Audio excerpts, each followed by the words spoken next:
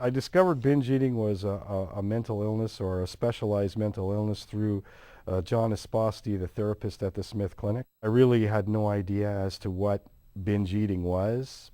You know, I always ate too much. I didn't understand it was something more to it. I just thought I really liked food.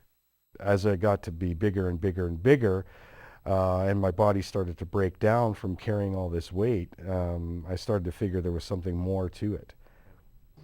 John Esposty has been a family therapist for 29 years and has been working with Paul Murphy for close to 2 of them at the Smith Center in its eating disorder program. Binge eating disorder is characterized by an individual, and in this case we're talking about men, a man's tendency to consume a fair amount of food in a short period of time. The other characteristic is that they describe as a loss of control during these periods of binging. And some secondary behaviors are that they often report hoarding food, eating food alone, like in the car, in their room, late at night.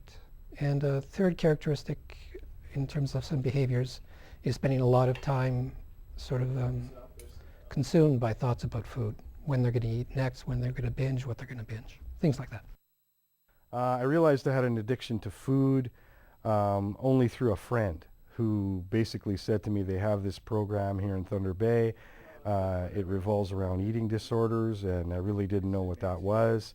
At first they weren't going to take me because I focused on the weight loss, and their belief was not about the weight loss. That was not their focus. And when I explained to them I thought of food 24 hours a day, 7 days a week, every single minute of the day, they accepted me. Addictions are, of course, generally thought of in terms of substance abuse. And when one thinks about food addiction, it's more of a behavioral addiction than it is, you know, a chemical addiction.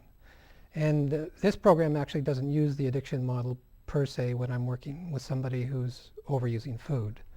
A pure addiction implies we all have food, we all consume food. So if there's a food addiction, it would imply that there is a biological difference in some of us along the lines of dopamine and neurotransmitters, that food gives them pleasure and reward in a different way than it would the average person in the population. And so that person is vulnerable to a food addiction.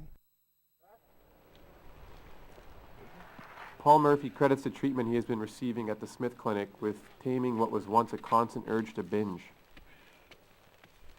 The treatment I've been receiving at the Smith Clinic from their eating disorder program has literally changed my life. Not only with food, but in other ways that I overdid it. I overate, I overspent, I overdrank, I overgolfed, I over everything. Everything was in abundance, and I had to find balance.